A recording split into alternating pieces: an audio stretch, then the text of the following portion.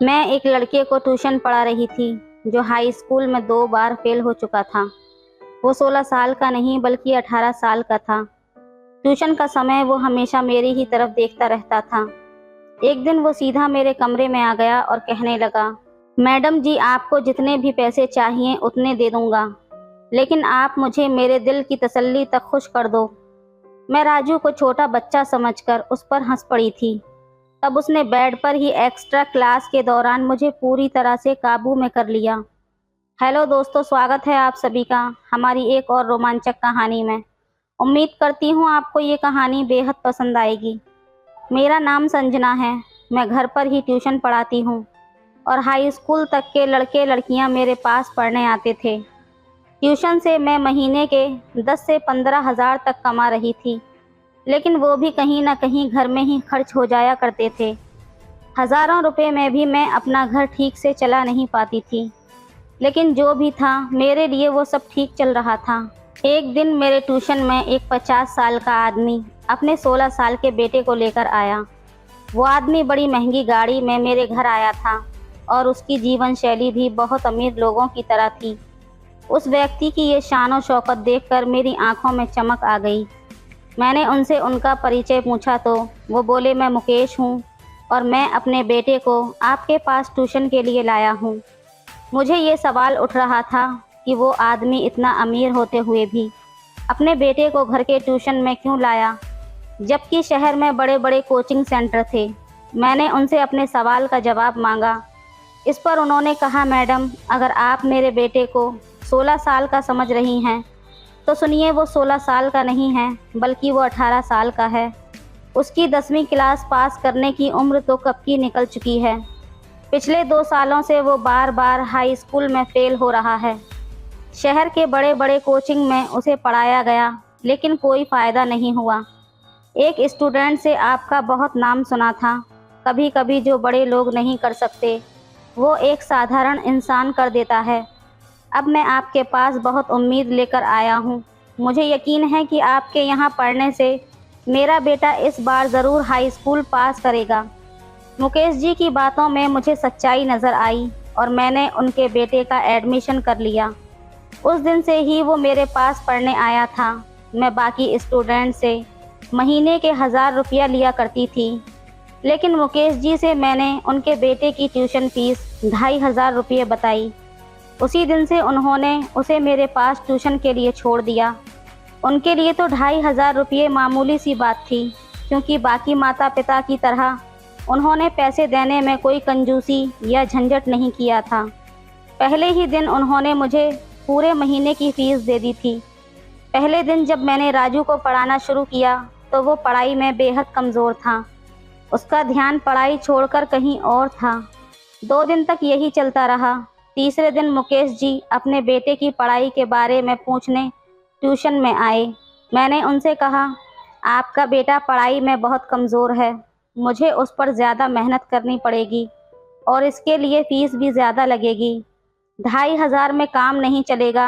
आपके बेटे पर ज़्यादा ध्यान देना पड़ेगा, इसलिए आपको महीने के 5000 रुपये देने होंगे। मुकेश जी ने कहा, 5000 की जगह मैं तुम्हें 10,000 रुपये दूंगा, लेकिन इस साल मेरा बेटा हाई स्कूल में पास हो जाना चाहिए। अब मैं ज़्यादा से ज़्यादा पैसे ले रही थी, इसलिए मैंने एक्स्ट्रा क्लास के लिए भी हाँ कर दिया। दोपहर 2 बजे से 3 बजे तक बाकी सारे स्टूडेंट ट्यूशन ख़त्म करके अपने अपने घर चले जाते थे, लेकिन राजू 3 बजे के बाद भी शाम के 5 बजे तक अकेला ट्यूशन में रुकता था। एक दिन जब सारे स्टूडेंट चले गए तो मैं थोड़ा आराम करने के लिए किचन में पानी पीने चली गई। जब मैं किचन से बाहर आई तो मैंने देखा कि राजू मोबाइल चला रहा था। जैसे ही मैंने उसके हाथ से मोबाइल देखा, मैंने उससे मोबाइल ले लिया। उसके पास जो मोबाइल था वो कोई साधारण मोबाइल नहीं था, बल्कि बहुत महंगा फ़ोन था। 16 साल के लड़के के हाथ में 1.5 लाख का मोबाइल फ़ोन देखकर मेरी आंखों में चमक आ गई। राजू बहुत ही ज़िद्दी था। ये मुझे उसी दिन समझ आ गया था जब मैंने उसके हाथ से मोबाइल वापस लिया। मोबाइल वापस देने के लिए वो जिद करने लगा। इसी खींचातानी में मेरा दुपट्टा नीचे गिर गया और राजू की नज़र अचानक गलत जगह पर टिक गई। उसकी नज़र को समझते ही मैंने उसका मोबाइल वापस दिया और तुरंत अपना दुपट्टा संभाला। मैं राजू को छोटा बच्चा समझती थी, लेकिन उसमें बच्चों जैसा कोई गुण नज़र नहीं आया। मैंने उसे उसका मोबाइल दे दिया और उसके बाद उससे कुछ नहीं कहा। मैंने उससे कहा ट्यूशन ख़त्म हो गया, अब घर जाओ। तब वो मेरे पास आकर बैठ गया और बोला, मैडम जी मुझसे गलती हो गई। ये बोलते बोलते उसने मेरा हाथ अपने हाथों में ले लिया। उसका स्पर्श मुझे किसी बड़े व्यक्ति की तरह महसूस हुआ था। वो मेरे पास बैठा था। तभी मेरा पति घर आया। मेरे पति ने हमारी ओर ज़्यादा ध्यान नहीं दिया, क्योंकि वो राजू को एक छोटा लड़का समझते थे। जब मेरे पति घर आए तो मैंने उनका चेहरा उतरा हुआ देखा। मैंने राजू से कहा, मुझे तुमसे कोई नाराज़गी नहीं है, अब तुम घर जाओ, ट्यूशन का समय ख़त्म हो गया है। राजू ने मेरा हाथ छोड़ा और मैं अपने कमरे में चली गई। मैंने अपने पति से पूछा, विकास क्या हुआ, तुम्हारा चेहरा इतना उतरा हुआ क्यों है? इस पर वो बोले, इस महीने मेरी तनख्वाह बहुत कम आई है। उसके उतरे हुए चेहरे को देखकर मैंने उसे अपनी अलमारी से 10,000 रुपये निकाल कर दिए। मैंने उसे बताया कि मैं अपने ट्यूशन क्लास से अच्छी कमाई कर रही हूँ। पैसे देते ही विकास ने मुझे गले से लगा लिया। जब उसने मुझे गले लगाया तो मेरी नज़र कमरे के दरवाजे पर गई, जहाँ मुझे राजू दिखाई दिया। वो हमारे कमरे में झांक रहा था। उसे देखते ही मैंने कहा, राजू तुम यहाँ? तब वो विकास के सामने हिचकिचाकर बोलने लगा। राजू ने कहा, मैडम मुझे मैथ का एक सवाल समझ में नहीं आ रहा था, इसलिए मैं रुक गया था। और उसने अपनी बुक को अपने पेट के निचले हिस्से पर रखा हुआ था, जैसे कि कुछ छुपाने की कोशिश कर रहा हो। तभी विकास फ्रेश होने के लिए बाथरूम में चला गया। मैं राजू को लेकर बाहर हॉल में आई।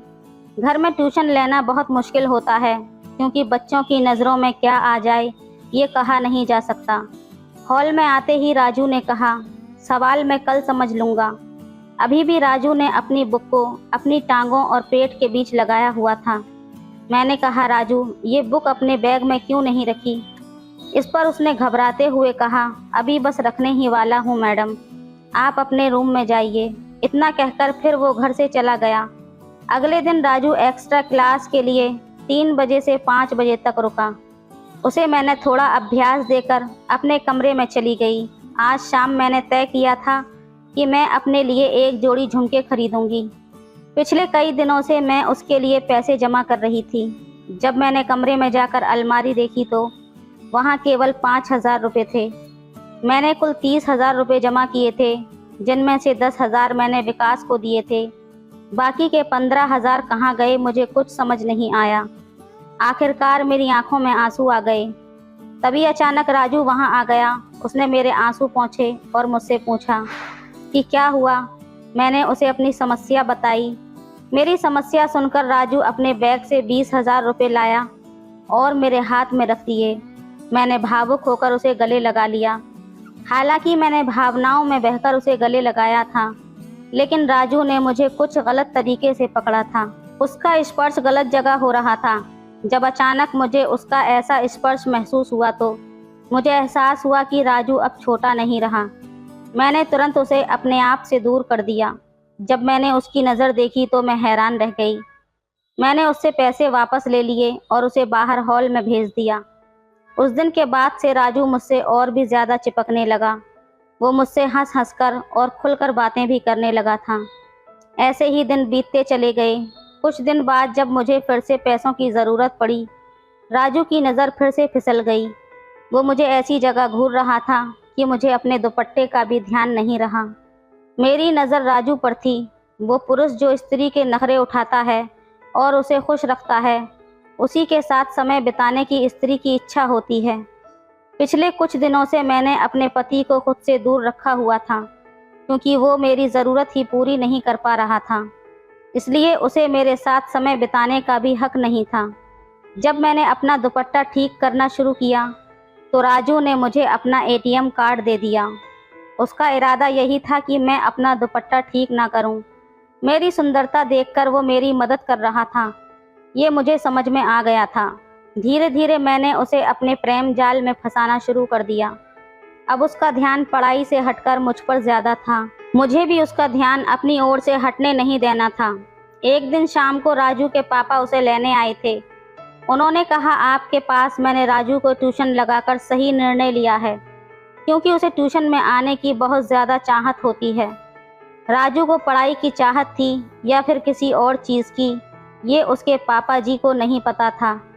एक बार राजू ने मुझसे कहा, मैडम आप साड़ी से भी ज़्यादा छोटे कपड़ों में ज़्यादा अच्छी लगती हैं। तब एक्स्ट्रा क्लास के समय राजू मुझे शॉपिंग के लिए मॉल में लेकर गया। उसने मुझे बहुत महंगे महंगे कपड़े खरीद कर दिए। मैंने उससे कहा, तुम इतना पैसा खर्च कर रहे हो, अगर तुम्हारे पापा जी को पता चल गया तो? इस पर राजू ने कहा, अगर पापा को पता चला कि मैं कितना पैसा खर्च कर रहा हूँ तो भी वो मुझे कुछ नहीं कहेंगे, क्योंकि मेरे खर्च के लिए वो खुद मेरे अकाउंट में पैसे डालते हैं। पापा जी मुझे 50,000 रुपये पॉकेट मनी देते हैं और पिछले कई सालों से मेरे अकाउंट में काफ़ी पैसे जमा हो चुके हैं। मैंने आज तक किसी पर खर्च नहीं किया और अब तुम पर कर रहा हूँ। राजू का जवाब सुनकर मेरी आंखें खुली की खुली रह गईं। यहाँ मुझे महीना भर काम करने पर भी पूरे 30,000 नहीं मिलते और राजू की पॉकेट मनी ही 50,000 थी। उसकी पॉकेट मनी होने के बावजूद अब मैं उस पैसे पर अपना अधिकार जमा रही थी। उसी पैसे से राजू मेरी इच्छाएं पूरी कर रहा था। उस दिन मॉल में 2 घंटे घूमने के बाद मैं बहुत ज़्यादा थक गई थी। घर आते ही मैंने आराम किया और फिर अपने कमरे में बाल सुखाने लगी। तभी राजू मेरे कमरे में आ गया। मुझे बाथ गाउन में देखकर वो पूरी तरह से होश खो बैठा। मेरे पास आकर वो मेरे शरीर पर हाथ फेरने लगा। मैंने उसे खुद से दूर किया तो उसने मुझे ज़ोर से अपनी तरफ खींच लिया। राजू ने कहा, मैडम मैं आपको जो चाहिए वो दे रहा हूँ, तो आपको भी मुझे जो चाहिए वो देना होगा। राजू ने मुझसे अपनी इच्छा जाहिर कर दी थी। पिछले कुछ दिनों से वो मुझे अनजाने में अजीब ढंग से छूता था और मुझे अजीब तरीके से देखता था, लेकिन मैंने उसे कभी कुछ नहीं कहा।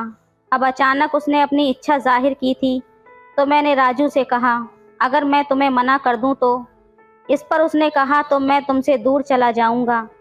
जब मुझे समझ आया कि अगर राजू मुझसे दूर जाएगा तो मुझे उससे मिलने वाली आर्थिक मदद और मेरा घर सब कुछ बंद हो जाएगा, तब मैं घबरा गई। मुझे पैसों की बहुत ज़्यादा ज़रूरत थी। मेरे पति की 20,000 की सैलरी में कुछ भी पूरा नहीं हो पाता था।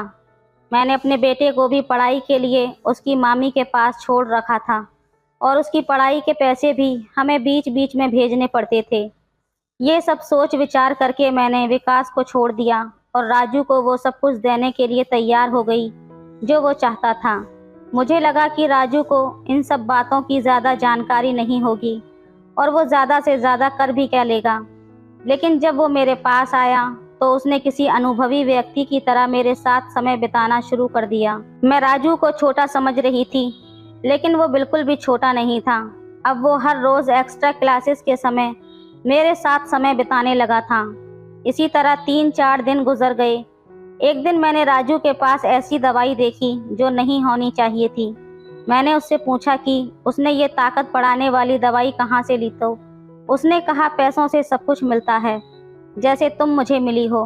राजू के ये शब्द सुनने में बड़े अजीब लगे, लेकिन मुझे पैसों की ज़रूरत थी, इसलिए मैंने उसकी बातों पर ध्यान नहीं दिया। मेरे साथ समय बिताने से पहले वो अक्सर उन गोलियों का सेवन करता था। मैंने कई बार उसे वो गोलियां लेने से मना भी किया, लेकिन एक बार जब वो बिना गोलियां लिए मेरे साथ समय बिताने लगा तो उसने खुद को कमज़ोर महसूस किया। राजू खुद को बड़ा समझता था और ये दिखाने के लिए कि वो सब कुछ कर सकता है, वो उन ताकतवर गोली दवाइयों का इस्तेमाल करता था। उस दिन राजू को चक्कर आ रहे थे, फिर भी उसने मेरे साथ समय बिताने में कोई झिझक नहीं दिखाई। राजू मेरी हर ज़रूरत को पूरा कर रहा था और मैं उसे वो सुख दे रही थी जो वो चाहता था। इन सारी बातों की मेरे पति विकास को ज़रा भी खबर नहीं थी। मैंने विकास से कह रखा था कि मेरे पास 2-3 कमज़ोर बच्चे हैं जो पढ़ाई में बहुत ही पीछे हैं, जिनकी मैं पढ़ाई में मदद कर रही हूँ। उनके माता पिता ने उस लड़के की ट्यूशन कराने के लिए मुझे 10,000 रुपये फीस दी थी। इसी सोच से विकास खुश हो गया कि उसे ही फ़ायदा हो रहा है। उसे मेरे और राजू के रिश्ते के बारे में ज़रा भी जानकारी नहीं थी। एक दिन मेरे मोबाइल पर मेरी बहन का फ़ोन आया। मेरी बहन सुनीता ने मुझे फ़ोन पर जो कुछ भी बताया, उसे सुनकर तो जैसे मेरे पैरों तले ज़मीन खिसक गई। जब उसका फ़ोन आया तब मैं राजू के साथ अपने कमरे में समय बिता रही थी। राजू को चक्कर आ रहे थे और वो मेरे बिस्तर पर पड़ा हुआ था। मेरी बहन की बात सुनते ही मैंने राजू को खुद से अलग किया। मेरी बहन सुनीता ने कहा, संजना अपने बेटे को अभी के अभी यहाँ से ले जाओ। तुम्हारी परिस्थिति को ध्यान में रखकर मैं उसे यहाँ पढ़ा रही थी, लेकिन उसने ऐसा काम किया है जिससे मेरी इज्जत पर दाग लग गया है। मेरा बेटा सिद्धार्थ जहाँ ट्यूशन पढ़ने जाता था, वहाँ उसने अपनी ट्यूशन टीचर पर बुरी नज़र डाली थी, इसलिए मेरी बहन उसे घर छोड़ने को कह रही थी। मेरे बेटे की हरकत सुनकर मुझे समझ नहीं आ रहा था कि मैं उसे किस मुंह से बोलूं, क्योंकि मैं खुद एक टीचर होने के बावजूद कुछ पैसों के लिए एक 16 साल के लड़के की अनुचित मांगें पूरी कर रही थी। उस दिन मुझे समझ आया कि अगर मैंने समय रहते हुए राजू को उन सारी बातों के लिए मना कर दिया होता और उसे बिना वजह अपने प्रेम जाल में फंसाया ना होता, तो आज मेरे बेटे ने ऐसा कुछ नहीं किया होता। सिद्धार्थ ने जो किया वो मेरी ही गलतियों का परिणाम था।